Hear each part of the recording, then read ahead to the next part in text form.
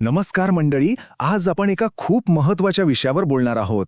कडक उन्हाळा सुरू झालाय आणि अशा वेळी आपल्या ऊसाच्या पिकाला कसं जपायचं, त्याची वाढ चांगली कशी करायची, हेच आपण आजच्या या माहितीमध्ये समजून घेणार आहोत. तुमच्यासोबतही असं होतंय का? कडक उन्हामुळे ऊसाची वाढ थांबल्यासारखी वाटतीये, पाने पिवळी पडतायत. हो, ही एक खूप मोठी समस्या आहे आणि यामुळे थेट आपल्या उत्पादनावर परिणाम होतो. हीच तर खरी अडचण आहे जी आजकाल अनेक शेतकरी अनुभवत आहेत. तर सगळ्यात आधी हे समजून घेऊया की हा उन्हाळा आपल्या ऊसासाठी इतका आव्हानात्मक का असतो. म्हणजे वाढलेलं तापमान आणि पाण्याची कमतरता याचा नेमका काय परिणाम होतो आपल्या पिकावर, चला बघूया. आता बघा होतं काय, प्रखर उन्हामुळे सगळ्यात पहिला फटका बसतो तो फुटव्यांना. फुटव्यांची संख्याच कमी होते. जे आहेत त्यांची उंची आणि जाडी वाढत नाही, म्हणजे वाढच खुंटते. पानं पिवळी पडायला लागतात आणि सगळ्यात वाईट म्हणजे अशा कमजोर पिकावर किडींचा हल्ला व्हायचा धोका खूप वाढतो. आणि या सगळ्याचा शेवट काय, तर आपलं उत्पन्न आणि साखरेचा उतारा दोन्ही घटतं. ठीक आहे, आव्हानं तर आपण पाहिली, पण मग यावर उपाय काय? सगळ्यात महत्त्वाचा भाग आहे तो म्हणजे पाणी आणि खतांचं नियोजन. विशेषतः जेव्हा पाणी कमी असतं तेव्हा पिकाला पोषक तत्व कशी द्यायची हेच आता आपण पाहणार आहोत. आपल्याला माहिती आहे ऊसाला पाणी खूप लागतं, पण उन्हाळ्यात विहिरीचं पाणी कमी होतं. मग काय करायचं? पारंपरिक पद्धतीने जर पाठ पाणी दिलं तर खूप पाणी वाया जातं, सगळीकडे सारखं पोचतही नाही आणि खत द्यायला पण अवघड जातं.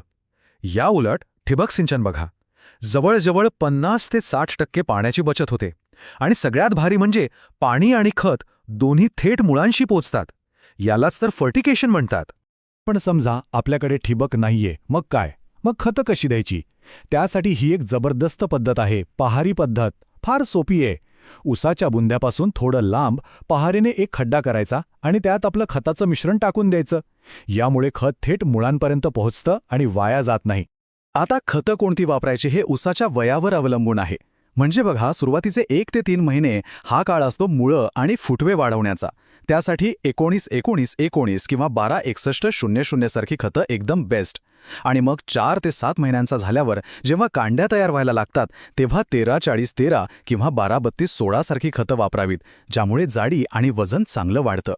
चला, पाणी आणि जमिनीतली खतं झाली. आता काही खास फवारण्या बघूया ज्यांना आपण टॉनिक म्हणू शकतो.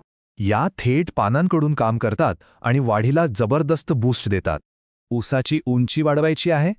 मग हा फॉर्म्युला लक्षात ठेवा. फक्त 1 ग्रॅम जिब्रेलिक ॲसिड घ्या, त्यात अर्धा किलो 19-19-19 खत मिसळा आणि हे मिश्रण 200 लिटर पाण्यातून प्रति एकर फवारा. उंचीत चांगला फरक दिसून येईल.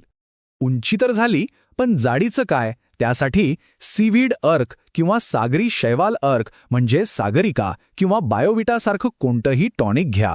अर्धा लिटर टॉनिक आणि अर्धा किलो 12-61-00 खत एकत्र फवारल्यास जाडी आणि वजन वाढायला खूप मदत होते. आता उन्हाळ्यात पिकावर एक प्रकारचा ताण येतो, त्याला स्ट्रेस म्हणतात.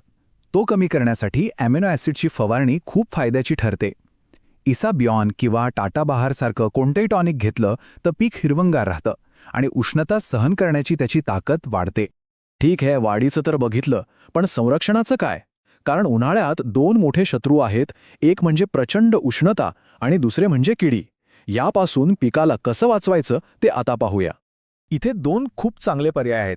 पहिला आहे म्युरेट ऑफ पोटॅश. हे काय करतं तर पिकाला आतून मजबूत बनवतं, दुष्काळाशी लढायला ताकद देतं.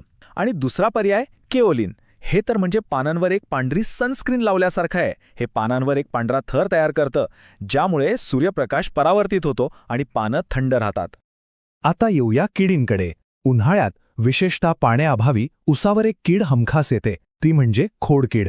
अनेक जण तिला कोंब कीडही म्हणतात, पण तिला वेळीच ओळखायचं कसं? याची लक्षणं खूप स्पष्ट आहेत. ऊसाचा जो मधला पोंगा किंवा कोंब असतो ना, तो वाळून जातो, तपकिरी होतो. त्यालाच डेड हार्ट किंवा मेलेला कोंब म्हणतात. आणि गंमत म्हणजे तो हाताने ओढला की सहज उपटून येतो. हे जर दिसलं तर समजायचं की खोडकिडीचा अटॅक झालाय. फक्त औषध फवारून काम नाही होणार. सगळ्यात आधी काय करायचं तर शेतात फिरायचं आणि असे मेलेले कोंब दिसले की ते झाड उपटून टाकायचं. ते शेताच्या बाहेर नेऊन नष्ट करायचं.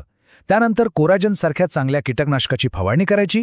आणि हो, फवारणी केल्यावर 24 तासांच्या आत पाणी देणं खूप गरजेचं आहे, तरच औषध मुळांपर्यंत पोचेल. चला तर मग आत्तापर्यंत आपण जे काही पाहिलं त्यातले काही महत्त्वाचे नियम किंवा गुरुकिल्ली पाहूया. हे नियम पाळले तरच आपल्या सगळ्या मेहनतीला खरं फळ मिळेल. हे नियम खूप साधे पण खूप महत्वाचे आहेत. 1. फवारणी नेहमी थंड वेळीच करा, म्हणजे सकाळी किंवा संध्याकाळी. 2. जमिनीत ओल असेल तरच खतं किंवा औषधं द्या. 3. फवारणी करताना त्यात चांगला स्टिकर नक्की वापरा, म्हणजे औषध पानांवर चिकटून राहील. आणि शक्य असेल तर सिलिकॉन आधारित फवारणीचाही विचार करा, त्याने पिकाची प्रतिकारशक्ती वाढते. तर मग विचार करा, उन्हाळा म्हणजे फक्त एक संकट किंवा आव्हान नाहीये. जर आपण योग्य नियोजन केलं, योग्य उपाययोजना केल्या, तर ह्याच आव्हानात्मक काळात आपण आपल्या ऊसाला मजबूत बनवू शकतो आणि एक चांगला हंगाम घेऊ शकतो, नाही का?